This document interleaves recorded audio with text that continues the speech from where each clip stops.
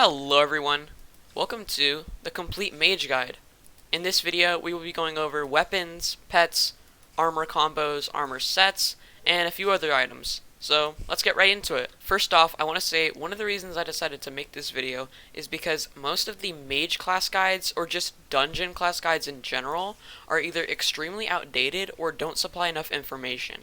So this video will be covering floors 1 through 5 and will be based off catacombs requirements, floor requirements, and budget. One more thing before we start the video is check the description for the link to my Discord as well as the link to the texture pack, and enjoy the video. Alright, so the first thing we have is pets. So there's currently only two good mage pets, and this is the sheep and the ender dragon. So the sheep, either epic or legendary. Legendary is far better because of the third ability. It provides ability damage and intelligence, and the abilities are Mana Saver, Overheal, and Dungeon's Wizard. So you get reduced cost, more health, and more mana. You can also put a textbook on the pet to double its base intelligence, which at level 100 will give 200 intelligence. The other option for mage pets is the Ender Dragon. And this has to be legendary because the only thing that will affect mage is the superior ability, which increases all stats by 10%. And this pet is good for all classes, obviously, but it is actually better if you go for mage beam setup, which is where you put all your talismans on damage, select mage class, and then use regular like berserker style stuff. And this will make it so your mage beam does lots more damage. For an epic sheep, you're looking at around 1 million coins. For a level 1 legendary sheep, you're looking at about 3 mil. And for a level 100 sheep with textbook, you're looking at around 8 to 9 mil. Next up is weapons. So there's tons of different weapons for different stages of the games, and they have to go with either catacombs requirement, budget, or floor completion, because the Spirit Scepter you have to have floor 4 completion. And there are some other weapons that have similar requirements. So if you are a super new to Dungeons mage, the only mage weapon that is decent without any requirements is the Frozen Scythe, unstarred obviously. And this is going to be around 9 mil, so I would recommend don't get a magic weapon until you complete floor 1 or get a few catacombs levels, because you can just stick with regular swords and bows until you get to use some of the better stuff. Next up is the Dreadlord Sword. This is the rare version, so it's not top quality. This has a catacombs requirement of I think level 5, which is actually really easy to get. It's super cheap, it's pretty good. I think the damage is on par with something like the Bonzo Staff, and the epic one is even better as it only costs 75,000 and it's top quality. Alright, so once you complete floor 1 with either by yourself in a dungeon party or either by getting carried by someone else, the Bonzo Staff is probably one of the best mage weapons for you. It costs around 3 million coins or less, and it is on par with the Frozen Scythe. A good thing about this is you can also upgrade it with Wither Essence, making it up to 50% better. The epic Dreadlord Sword and the Bonzo Staff are pretty on par with damage and are very similar in stats. However, the only thing about the Dreadlord Sword is that the Wither Skulls it shoots delete floor items. So either like dragon fragments from killing a lost adventurer or any of those floor items, this Dreadlord Sword will probably delete them. So you might want to stick to Bonzo Staff, but this is pretty good as well. Next up we have some side weapons. So these are definitely not going to be your main weapon, as they cannot output enough damage quickly enough to multiple different mobs, but they do help your damage either against higher damage mobs or mini bosses. So the Voodoo Doll is really overpowered. It has a 5-second cooldown and mana cost of 200, and basically it surrounds a mob with arrows that slowly like poison it, and they do tons of damage. And the good thing about this is it scales with the mob's health. So it has a giant killer effect where it's a percentage of the mob's health. So to mobs with millions of health, every single tick will do about 100,000 damage rather than 30,000. If we test this on a zombie, as you can see, it surrounds the zombie with arrows and then does damage. However, it didn't survive the first arrow, so we can't see the puncture effect. So let me go find something that has higher health. Alright, so if we test this on an Obsidian Defender, As you can see, the arrows will hit and then the red number will show. That did 131,000. And so, like all other magic weapons, this scales with your intelligence. So, the arrows will hit, they do like 500 damage, and that didn't poison him for some reason. But then they'll hit, and it'll do 130,000 per tick. Keep in mind that this ticks for 10 times. So that already does like 1.3 million if you let all the ticks hit. The Voodoo Doll is around 600 to 700,000 coins, as it requires a pumpkin minion, some gas tears, and some other items. The next side weapon is the Ink Wand. Now this is far less useful than the Voodoo Doll. It is still nice to have. So it costs a couple million. This is actually really high right now for some reason. But you can get these from the bazaar. You can, if you have the recipe, you can just buy a stack of enchanted ink, or you can buy one off the AH if you don't have the recipe. But so basically, it has a 60 mana cost and a 30-second cooldown, and it throws like an ink sac, and then when it hits a mob, it explodes. This has recently been changed, as it used to only hit one target in a small radius, but now it explodes and creates a cool visual effect and hits multiple creatures. So that right there did 1 million damage to each of them. So this is really good for either mini bosses to take out a huge portion of their health quickly, or if there's a group of clustered mobs, you can take them all out with one Ink Wand. To get into some more serious weapons, we have the Frozen Scythe that is dungeon itemed and 5-starred. So this makes it a dungeon item which introduces scaling to it with Ice Essence, as well as 5 stars. This makes it far better than a regular Frozen Scythe, and makes it very similar in damage to the Spirit Scepter. Speaking of the Spirit Scepter is really good. It is probably the second best mage weapon in the game right now. It has a huge area of effect type damage. It gives tons of intelligence itself. As you can see, mine, while in dungeons, gives 1,072 intelligence, which is quite ridiculous. It costs around 30 million coins, which is really expensive. They went up because when Floor 5 came out, lots of people stopped playing Floor 4, and this is a Floor 4 item with a Floor 4 requirement, so it is a little bit high right now, but it's definitely worth it. The Spirit Scepter is probably the most effective and efficient weapon for its price, as it's insane and it isn't that expensive. And when you think, well, 30 million is quite expensive, not compared to this next one. The Yeti Sword is the next weapon. Not just a regular Yeti Sword, but a Dungeons upgraded Yeti Sword. The Dungeons upgraded Yeti Sword is absolutely insane. However, it requires level 28 catacombs. So the Yeti Sword is already insane to begin with, because it has a 1-second cooldown only, and has comparable damage to the Ink Wand, which is quite ridiculous. However, once you make it a dungeon item, it introduces scaling to the weapon, and makes it so that more you play dungeons, the better it gets. This is the best weapon for mages, as you can almost spam it with the mage ability of reduced cooldowns. The low cooldown of only 100, and with Ultimate Wise 5, the mana cost is super cheap as well.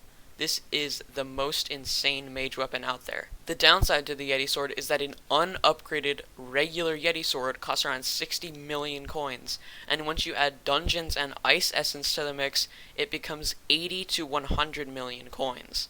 This weapon is absolutely ridiculous and extremely overpowered, however, it is definitely the most expensive thing out there. Let's get into armors. So, for either entrance floor or early floor 1, as well as outside of dungeons, you're going to want to use a regular Wise Dragon set without dungeons upgraded. So this set, it gives intelligence, it gives health, it gives defense, and it also reduces mana cost. However, it isn't very great while in dungeons and later floors, as with low effective health, because there is no dungeon scaling, you're going to get one-tapped. Once you complete floor 1, you can switch out the helmet for a Bonzo Mask. The Bonzo Mask gives decent effective health and defense, as well as some intelligence. And, of course, it's a dungeon item, so it has scaling. It can also be upgraded 5 times with Wither Essence. It also has an item ability, Clownin' Around. Instead of dying, gain damage, immunity, and strength for 3 seconds, fully replenishing your health. And so it's improved by your dungeon skill and your catacombs, and it only works while in dungeons. However, the cooldown, 284 seconds. So this is just a second chance, but you can't die quickly, or else, yeah, the ability won't work. Once this ability is triggered in your chat, it'll say the Bonzo Mask saved your life, and you can continue playing. Once you hit Catacombs 4 or 5, I forget which one it is, you'll be able to use the Heavy Armor.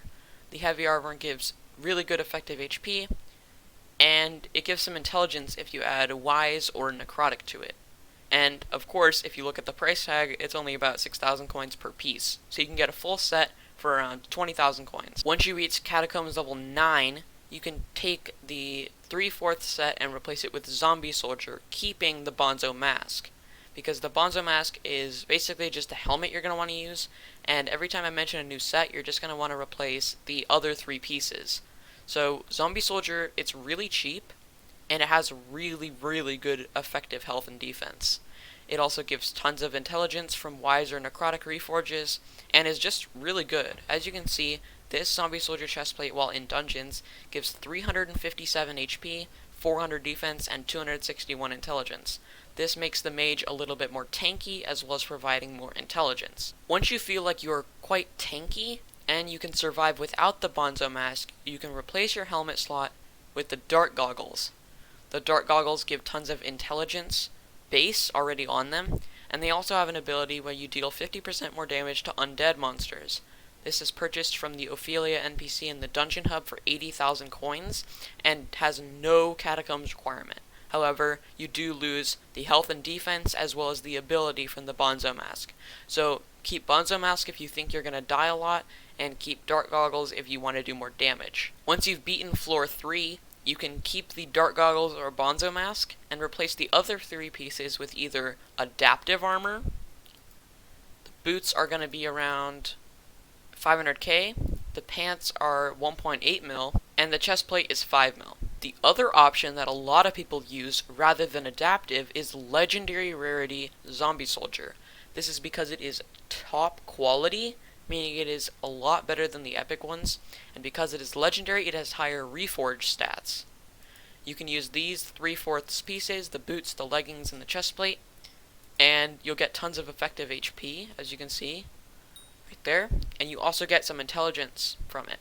The reasons to use Legendary Zombie Soldier compared to Adaptive Armor is that Legendary Zombie Soldier is way tankier. However, Adaptive does provide more intelligence. So pick Adaptive if you think you can survive and you want more damage, or pick Legendary Zombie Soldier if you want to be more tanky. Alright, this is where floor 4 gets introduced into the mix. So of course you have the Spirit Scepter, which is really, really good. And the next thing is the Spirit Boots. So the Spirit Boots require floor 4 completion. They give tons of intelligence. As you can see, I get 450. They also give lots of health, which can balance your health and defense if you need it. They give some strength, which is not that necessary. And they also have an ability, Spirit Glide. Double jump to fly around as a spirit for 5 seconds. Mana cost 250, cooldown 60 seconds. I've already made a video on these boots, and you can go check it out.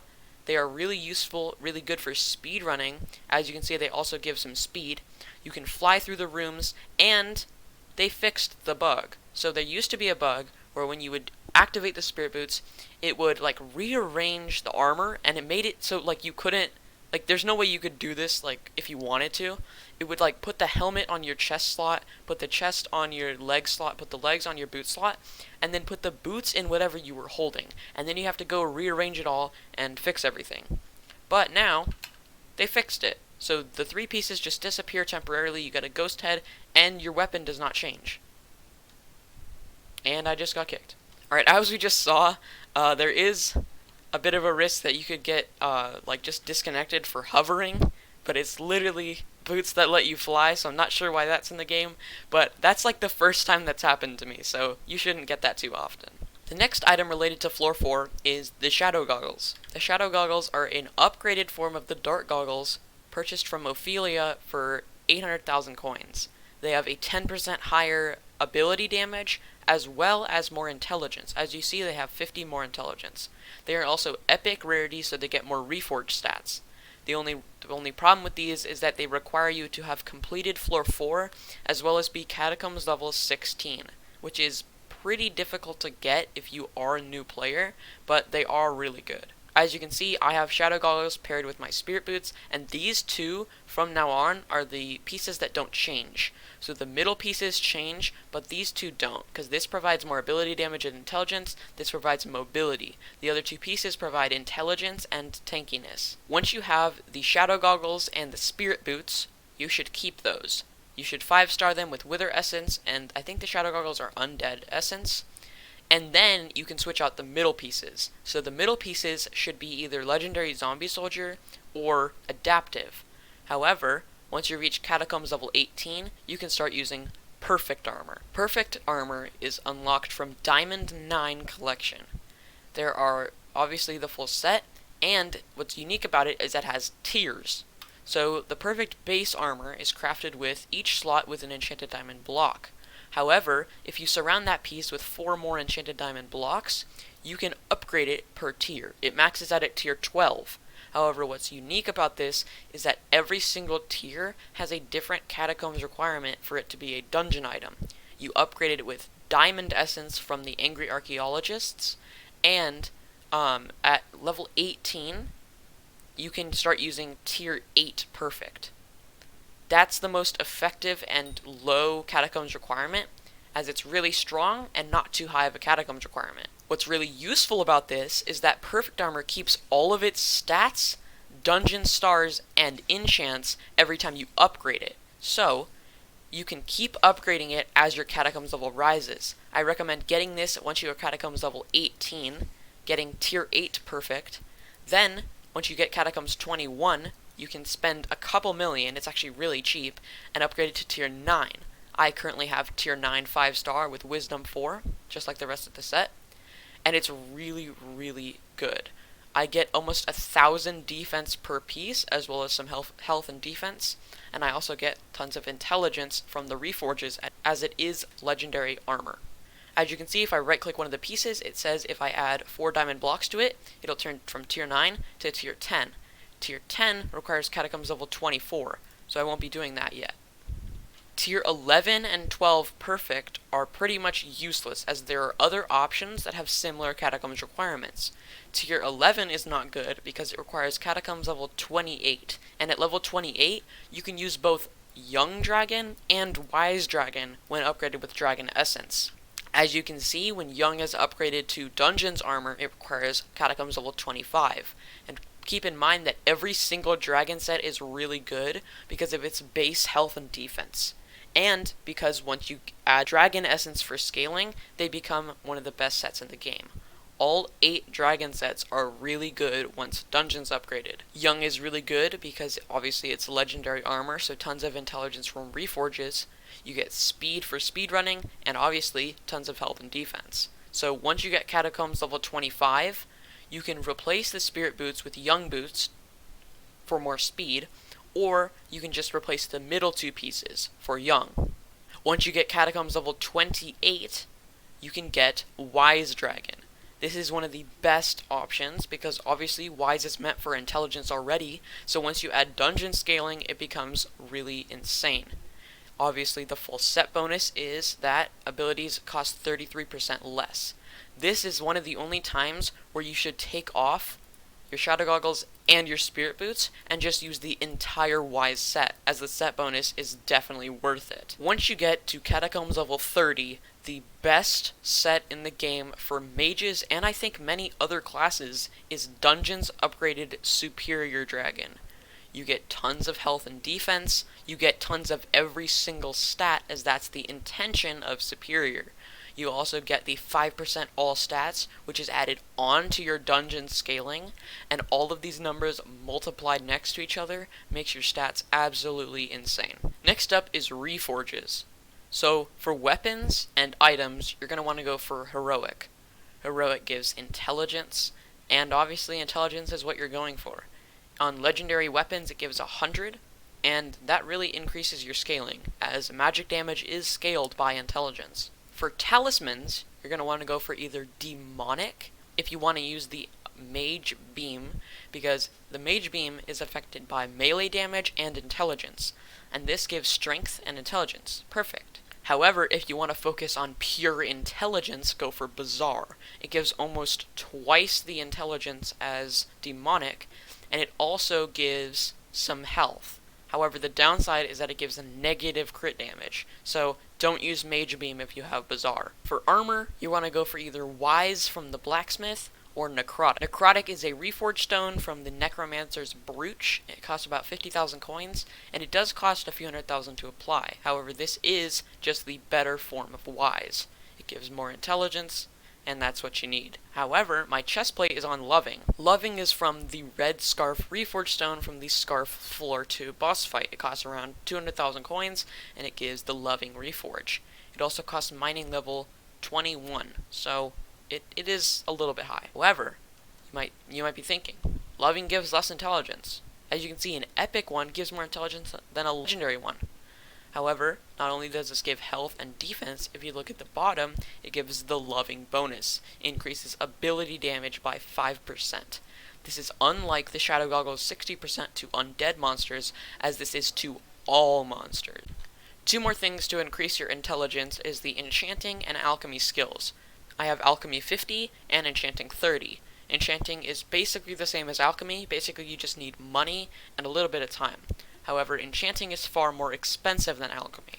I got Alchemy 50 and I stopped at Enchanting 30. However, I definitely will get Enchanting 50 at some point. A lot of people have been asking me if there's anything new to Floor 5 for mages specifically, and the answer is no. Floor 4 was based on mages with the Spirit Scepter and other items, as well as the Spirit Boots. However, Floor 5 is for Berserk and Healer. For Berserk, you have obviously the Shadow Assassin and the two amazing swords, the Livid Dagger and the Shadow Fury. And the Healer got some buffs. It got a new healing sword, it got a new sword for damage, and it got some other buffs. So, Floor 5 is for Berserk and Healer, Floor 4 was for Mage. Hopefully, we'll get a new update to mages in either Floor 6 or Floor 7. One last thing I'd like to mention is the ultimate enchants. For weapons, or anything with a magic ability, such as my aspect at the end, you're going to want Ultimate Wise 5. If you are going on a budget, get Ultimate Wise 3 or 4, but Ultimate Wise 5 is definitely the better option. I have it on all of my mage weapons, as it reduces the mana cost by 50%. For armor, you're going to want to use Wisdom. I used Wisdom 4. And it's because instead of having 1 or 2 magic weapons, you need this for your whole set. Even though they have similar prices, Wisdom you need for all 4 pieces, whereas Ultimate Wise you only need for a few things. So for Wisdom, I'd get 3 or 4. As you can see, I have Wisdom 4 on my entire set. It gives more intelligence depending on your hotbar experience, and so every time you join a dungeon, just splash down a few Grands or even a Titanic to make sure your XP is high enough to get full intelligence buffs. Thank you guys so much for watching. I hope this guide helped you, and happy using magic spells.